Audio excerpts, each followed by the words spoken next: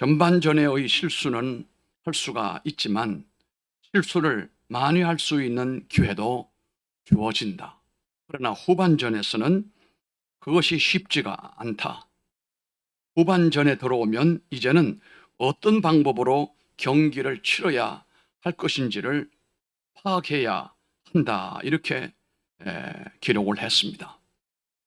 빠르게 지나가는 세월이 벌써 원래 전반전이 끝날 뿐만 아니라 이제 3분기를 보내고 4분기를 맞이하는 이런 입장에서 계절은 가을로 접어들고 있습니다. 이 이후에 우리 앞에 놓여져 있는 시간들 속에서도 우리가 살아가는 가운데 목적을 두고 살아가는 사람에게는 반드시 장애물이 있습니다. 목적이 없는 사람에게는 장애물이 없습니다. 목적이 없는 사람에게는 고민도 없습니다. 물론 그 고민은 먹고 사는 것에 아주 원초적인 것만이 염려거리가 되겠죠. 그러나 의미 있고 차원 높은 고민은 절대로 하지 않습니다. 왜냐하면 고상한 꿈이 없기 때문에 그렇습니다. 이제 우리가 결실의 계절을 맞이하며 또 이 3분기를 보내고 마지막 4분기를 바라보면서 우리 앞에 놓여있는 장애물들을 극복을 하고서 하나님이 원래 내게 주신 하나님의 약속의 말씀이 이루어지게 하고 또 뿐만 아니라 원래 우리가 표 삼은 것이 있습니다.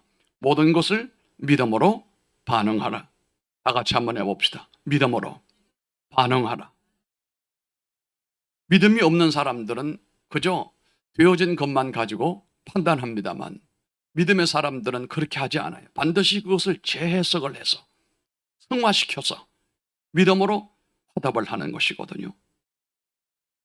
믿음으로 반응하라고 하나님 원래 우리 교회에 비전을 주셨는데 이런 일들이 우리 가운데 이루어지기 위해서는 어떻게 해야 할 것인가 라고 하는 것을 오늘 이 본문의 말씀에서 찾아보고자 하는 것입니다. 오늘 말씀의 제목은 높은 성벽도 뛰어넘을 수 있는 사람이 되어야 된다, 이런 말씀입니다. 먼저 하나님께 집중하고 살았던 사람이 있었습니다. 오늘 본문에 우리는 참 매력적인 인물을 보게 되어지는데 한 사람은 위대한 선지자로서 이제 그의 모든 역할을 거의 다 끝내고 한 시대를 마무리를 해나가는 사람이 있는가 하면 또 한 사람은 거룩한 사역을 위해서 이제 막 세움을 받는 이런 출발의 사람도 등장하는 것을 보게 됩니다. 어린아이 때부터 하나님 섬기는 일을 엘리 제사장으로부터 몸으로 배웠던 이 사무엘은 이제 나이가 많아서 노년에 이르게 됐습니다. 여러분, 이것은 사무엘에게만 있는 일이 아니고 우리 모두 머지않아 노년에 문턱에 이르게 된다는 것을 잊지 말기를 바랍니다. 노년에 이른 이 사무엘 12장 23절 말씀을 보면은 그는 그럼에도 불구하고 그 민족을 위해서 끊임없이 기도하는 삶을 살았을 뿐만 아니라 끝까지 하나님의 사역과 백성을 바로 세우려고 하는 일에 발부동을 치면서 노년을 지금 보내고 있습니다. 이제 화려했던 젊은 날은 지나갔습니다. 이제 사무엘에게도 후반전 가운데도 마지막 부분을 살고 있는데 그런 그에게 하나님께서 임무가 떨어지게 된 겁니다. 민족의 사사로 시작을 했습니다. 사무엘은 사사였습니다. 이스라엘의 마지막 사사로서 등장을 했습니다. 그의 삶에는 끊임없는 사건들로 연결이 되어졌는데 이 사무엘은 하나님의 은혜로 그 엉켜져 있던 실타래 같은 이스라엘의 역사를 하나님의 은혜로 잘 풀어서 사사시대를 마감을 하고 왕정시대의 문을 여는 일까지 이 사무엘은 하나님 앞에서 쓰임을 받게 되었습니다. 그래서 이스라엘의 초대왕을 세우는데 우리가 잘 아는 사울왕을 세우게 되었습니다. 그런데 그렇게 시작했던 사울왕의 발걸음이 행보가 위태위태하기 거지없습니다. 이것이 사무엘 마음의 아픔이고 고민이고 편치 못한 염려거리가 된 겁니다. 길갈에서의 사건은 이제 그로 하여금 절망하게 하는 사건이 되었는데, 다름 아닌 제사장만이 할 수 있는 여호와께 드리는 제사를 본인이 하겠다고 하지 않나, 하나님의 명령을 어기고 전쟁에서 얻은 물품들을 숨기지 않나. 그날 이후 그의 마음은 많이 아팠습니다. 사울 왕이 정도를 벗어났기 때문입니다. 15장 23절의 말씀을 보니까 그가 하나님의 말씀을, 하나님을 버렸기 때문이다, 그렇게 했습니다. 그때 하나님의 말씀이 사무엘에게 임하였습니다.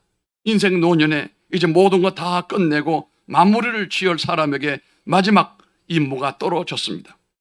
여호와의 말씀이 사무엘에게 임하니라. 이르시되 내가 사울을 왕으로 세운 것을 후회하느니라. 15장 10절 11절 말씀이었습니다. 그 후로 다시는 이 사무엘은 사울을 보지 않았습니다. 오늘 본문에도 말씀했습니다. 하나님이 버린 자를 사무엘은 다시는 보지 않았습니다. 그렇게 아름답게 시작했던 이 사람이 무너지는 것을 보는 것도 너무 슬픈 일이고 안타까운 일이 아닐 수가 없었습니다. 사무엘의 노년의 심정은 참으로 마음이 편치가 못했습니다. 이런 가운데 사무엘의 삶의 인생도 점점 저물어져 가는데, 영욕이 함께했던 인생길이 지나가고 고난으로 얼룩진 삶이 또 앞으로 펼쳐지고 있습니다. 그의 생애 마지막 후반전의 시간에도 그는 여전히 어려움 가운데 있을지라도 이것을 뛰어넘기 위하여 하나님의 뜻을 추구하며 붙들고 달려가는 모습을 오늘 우리가 본받기를 바랍니다. 다리가 심하게 아파서 고생하던 어떤 할머니가 있었어요. 좋다는 약도 써보고 좋다는 곳을 이곳저곳 다 다녀봐도 별로 효험이 없었어요. 그런데 장마철이 되니까 점점 고통이 심해졌습니다. 참다 못한 할머니가 병원을 찾아가서 젊은 의사 앞에서, 의사 양반, 내 왼쪽 다리가 얼마나 쑤시는지, 요즘 장마철에 들어서는 도저히 참을 수가 없게 됐다. 혹시 무슨 몹쓸 병이 생겼는지 좀 봐달라고 내밀었더니, 할머니의 걱정거린 말은 아랑곳하지 않고 젊은 의사가 근성으로 대답을 하기를, 할머니 걱정하지 않으셔도 돼요. 나이 들면 다 아파와요. 그러니까 할머니가 버럭 화를 내면서, 이보시오 양반, 의사 양반, 아프지 않은 오른쪽 다리도 나이는 같은 동갑이요. 그러니까 오른쪽은 안 아픈데 왜 왼쪽만 아프냐 이거예요. 인생길은 아픔도 있고 장벽도 많이 있습니다. 나이가 들어가며 너나 할 것 없이 아픈 곳도 생깁니다. 오른쪽 다리, 왼쪽 다리 동갑이지만 한쪽은 아프고 또 한쪽은 안 아플 수도 있습니다. 보통 나이가 60이 넘어가게 되면 인사법이 달라진다고 하지 않아요? 60 전에는 뭉텅거려서 잘 지내느냐, 좋으냐 이렇게 물어본답니다. 그러나 60이 넘어가면 부위별로 인사를 해야 됩니다. 혈압은 괜찮습니까? 당뇨는 괜찮습니까? 아이들은 괜찮습니까? 사실 혈압이 안녕하면 당뇨가 문제고, 당뇨가 안녕하면 관절이 문제가 되고, 관절이 괜찮으면 허리가 안녕치 못한 것이 나이 들면 오는 현상들이에요. 우리 일생에는 맑은 날도 있지만 우리가 잘 아는 것은 흐린 날도 많다는 사실입니다. 그것은 사무엘의 인생도 마찬가지였어요. 허영자 시인의 이런 시가 있습니다. 휠체어라고 하는 시인데요, 늙음이니 병이니 하는 것들은 강 건너 먼 마을에 일인 줄 알았는데, 휠체어, 너 같은 것은 우리랑은 아무 상관없는 물건인 줄 알았는데, 늙고 병든 어머니의 제일 친한 벗이 되고 제일 소중한 발이 된 휠체어요. 이 휠체어라고 하는 시예요.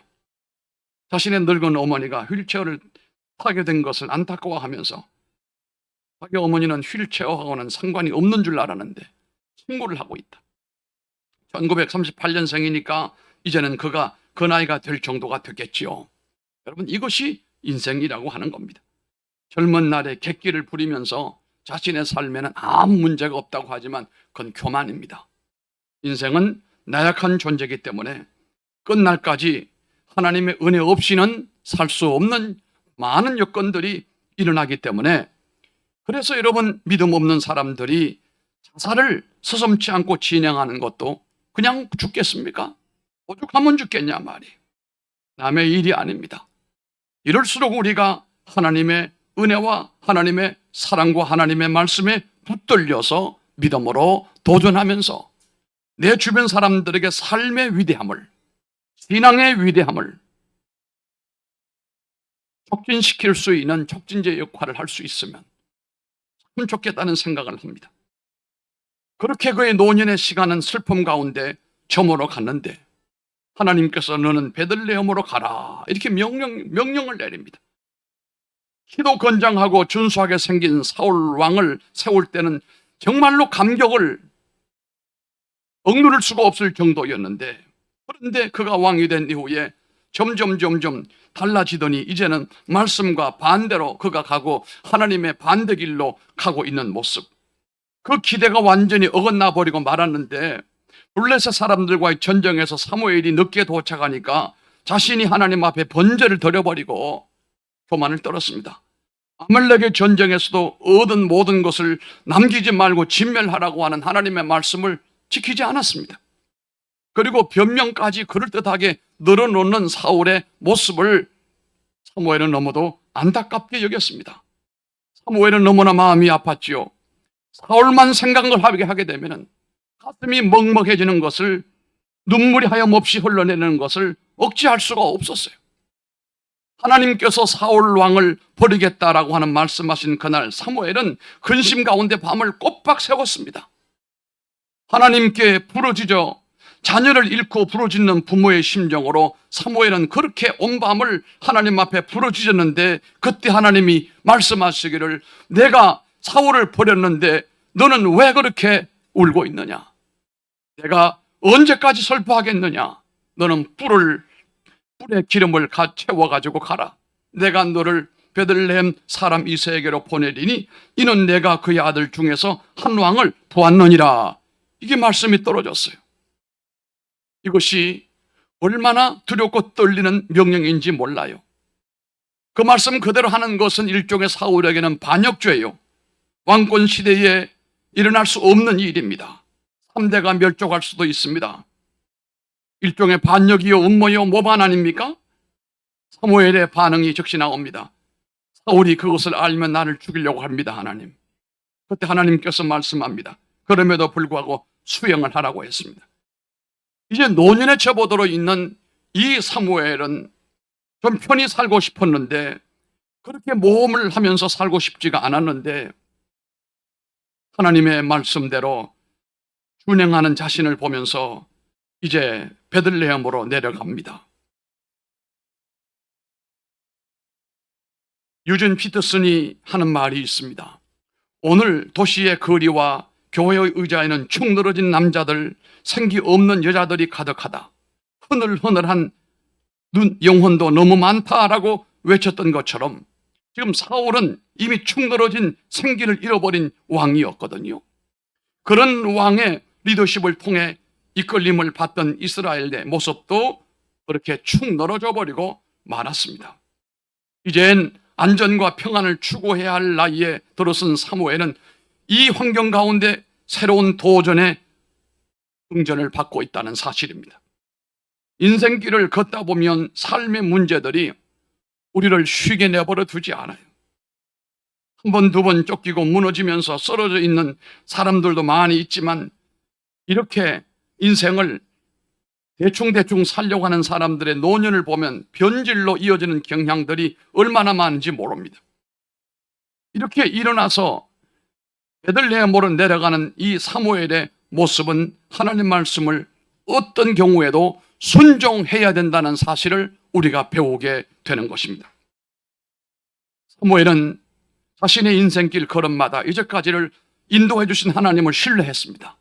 힘주시는 하나님, 띠띠우시는 하나님, 내 길을 안전하게 하시는 하나님, 내 손을 가르쳐서 싸우게 하시는 하나님, 내게 방패가 되어주신 하나님, 나를 크게 하시는 하나님, 내 걸음을 넓게 하시는 하나님, 나를 실족시키지 아니하시는 하나님, 능력으로 띠띠우시는 하나님, 그 하나님을 의지할 때에 그는 베들레헴으로 위험을 무릅쓰고도 내려가게 되었습니다. 갑작스럽게 방문한 사무엘의 방문에 그 성읍이 깜짝 놀랐습니다. 불안해했습니다. 그는 지혜롭게 모든 것을 잘 응대하면서 사울을 대신할 하나님이 택하신 사람을 세우기 위해서 이제 이 하나님 말씀 그대로 순종을 하면서 이새의 집에 도착을 했습니다. 사울을 대신할 왕은 과연 어떤 사람일까? 노년의 사무엘은 궁금했습니다. 이새가 들어오고 그 뒤를 따라서 큰아들, 둘째 아들이 들어오는데 과연 큰아들서부터 보니까 훔출한 것이 얼마나 잘생겼는지 한눈에 봐도 일꾼감이었어요. 사무엘의 마음이 허무해지려고 할 때 하나님께서 이렇게 말씀을 했습니다. 아니다. 사무엘아, 겉모습과 키만 보면 안 된다. 이 말은 여러분 사울도 크고 얼굴이 잘생기고 대단한 사람이었어요. 그렇다고 해서 하나님 앞에 쓰임받은 거 아니에요. 하나님이 그런 사람에게 한번 실패했는데 또 그런 사람을 세우겠느냐? 나는 겉모습을 보지 아니하고 나는 중심을 보느니라 그랬습니다. 왕이 되려고 하면 저 정도는 돼야 되겠다라고 하는 고정관념에 사로잡힌 사무엘을 하나님께서 생각을 바꿔놨습니다. 사울을 대신할 왕이라고 한다면 사울보다 키도 크고 잘생겨야 될 것이다 라고 했는데 하나님 생각은 그렇지가 않았습니다. 당시의 관습에 의하면 응당이 장남이 권한이 주어지게 되겠지만 하나님은 그것도 아니라고 그랬습니다. 다 지나고 난 다음에 7째 다 지나고 난 다음에도 하나님이 누구에게도 기름을 부어라고 응답이 없으니까 사무엘이 그 아버지 이새에게 물었습니다. 다른 아들은 없는가? 깜짝 놀라서 하는 말이 막내가 있긴 한데요. 지금 멀리에서 양을 치고 있습니다. 한마디로 말하면 별 볼 일이 없다 이거예요. 앞에 있는 여기 형들에 비하면 아무것도 아니다 이런 얘기입니다. 예수 믿고 난 다음 하나님의 은혜를 입는 사람은 역사의 중심에 서야 됩니다. 이것이 축복이에요. 오늘 오후에도 제가 그 말씀을 하겠습니다마는 이 막내 아들은 가정 안에서도 잊혀진 존재요. 그저 있으나 만한 아들이에요. 그 잘난 아들은 아버지 곁에 다 집안에 있습니다만 별 볼 일 없는 이 막내는 먼 데서 지금 뜨거운 햇볕 밑에서 걸린 얼굴로 헝클어진 머리로 냄새나는 옷을 입고 양떼를 쫓아다니고 있는 그런 별 볼 일이 없는 막내였어요. 이때 사무엘이 말합니다. 빨리 불러오라. 불러오기 전에는 내가 음식을 먹지 않고 기다리겠다. 얼마나 급하겠습니까? 이새가 속히 사람을 보내어 막내 아들을 데리고 왔습니다. 그게 바로 여러분이 잘 아는 누굽니까? 다윗이었습니다. 왔는데 보니까 그야말로 그 얼굴이 여기 성경은 좋게 설명을 하고 있어요. 그러나 이면에 보게 되면 뻔하지 않아요.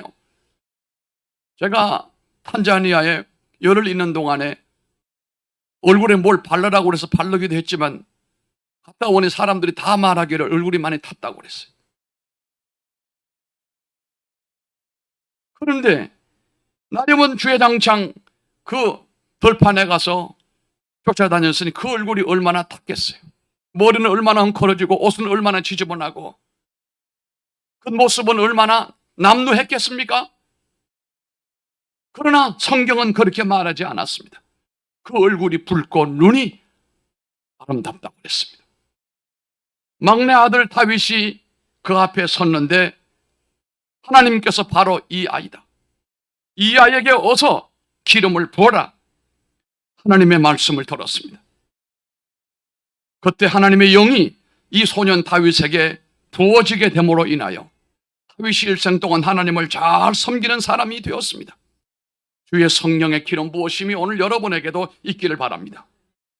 하나님의 생각은 사무엘의 생각과 많이 달랐습니다. 보시는 것도 그가 보는 것과는 완전히 달랐습니다. 사무엘아, 눈에 보이는 것에 마음을 빼앗기지 말고 말씀에 붙들려 살아라. 이 백성을 하나님의 말씀 위에 우뚝 세우라. 눈에 보이는 현상에 이끌려 살지 말고 말씀에 이끌려서 살아라. 그것이 이 백성이 살 길이다 라고 외치는 하나님의 음성의 의미를 그때서야 알게 된 겁니다. 우리는 어떤 삶을 살아야 할 것이며 어떻게 살아가야 합니까? 하나님의 말씀에 붙들려야 됩니다. 전투기 조종사에게 계기비행이라는 말이 있습니다. 야간이라 보이지 않거나 시야가 확보되지 않았을 때 계기판을 가지고 비행을 한다는 뜻입니다. 그런데 여러분, 가끔 신문에 보게 되면은 그 전투기가 밤에 비행을 훈련하다가 바다에 추락이 됐다, 이런 기사를 종종 보게 되어요. 왜 밤에 전투기가 바다에 빠지는지 아십니까? 밤에 전투기가 하늘을 날면 하늘과 바다가 구분이 되지가 않는다는 겁니다. 그러면 이 전투기 조종사는 전투기가 우리가 알고 있는 것처럼 뺑글뺑글 돌기 때문에 순간적으로 조종사는 하늘인지 땅인지 이 구분이 잘 안 되는 경우가 있는데, 이때는 빨리 계기 비행을 해야 되는데 비행기 조종판에 있는 이 계기판을 중심으로 조종을 해야 될 텐데 이때 조종사 마음에 혼란이 온다는 거예요. 이 계기판에 보면은 분명히 하늘과 이 바다가 딱 차이가 나는데 본인의 생각은 그렇지가 않다는 얘기예요. 자신의 느낌은 그렇지가 않다는 거예요. 고민하다가 사람은 결국 자기 느낌과 자기의 감각으로 기울어진다는 겁니다. 계기판이 뭐 고장이 났는가 보다, 이게 뭐가 에러가 있는가 보다, 자신의 느낌과 감각에 따라서 비행하다 보면은 백발백중 추락하고 만다는 그런 얘기를 들은 적이 있습니다. 고장난 것이 아니, 계기판이 고장난 것이 아니죠. 우리의 감각이 고장이 난 거죠. 우리가 보는 것에 이끌려 살면 반드시 무너지게 됩니다. 오늘 말씀을 마치면서 이 사무엘이 실수했던 것이 눈으로 보고 겉으로 보고 남들이 하는 것처럼 하다가 실패했어요. 사무엘아, 나는 너처럼 사람을 겉으로 보지 아니한다. 중심을 보느니라. 영으로 본다, 이 말씀이에요. 세상을 여러분 눈으로 보지 마시기 바랍니다. 기도하면서 하나님의 영으로 이끌림을 받기를 바라고, 하나님의 판단에 이끌리기를 바라고, 그리고 어떤 경우일지라도 또다시 하나님이 내게 주어진 임무가 주어지게 될 때 이 임무도 뛰어넘을 수 있는 사람이 되려면 끊임없이 하나님의 영으로 이끌리는 사람이 되어야 될 줄로 믿습니다. 존귀하신 아버지 하나님, 은혜와 사랑을 진심으로 감사드립니다. 오늘 우리는 노년에 이른 사무엘이 큰 사명을 받았습니다. 사울을 버리고 다시 왕을 세우는데 이세 아들들 가운데 잘난 아들들, 거기에 하나님의 뜻이 있는 줄로 알았지만 하나님은 사무엘에게 아니라고 하셨습니다. 사람들은 겉으로 보지만 나는 중심을 본다고 하시면서 다윗을 선택하여 기름을 부었습니다. 사무엘은 노년에 정말 쉬어야 될 시간에도 큰 임무를 수행을 했습니다. 우리 성도들 가운데 나이 들었다고 해서 뒤로 물러서지 않게 하시고 뒷방 늙은이가 되지 말게 하시고, 어떤 경우일지라도 주의 사명 떨어지면 높은 성벽도 뛰어넘을 수 있는 사무엘 같은 영을 부어주시기를 간절히 비었고 심히 원합니다. 주의 복이 저들에게 넘쳐나기를 비었고 예수님 이름으로 기도드리옵나이다. 아멘.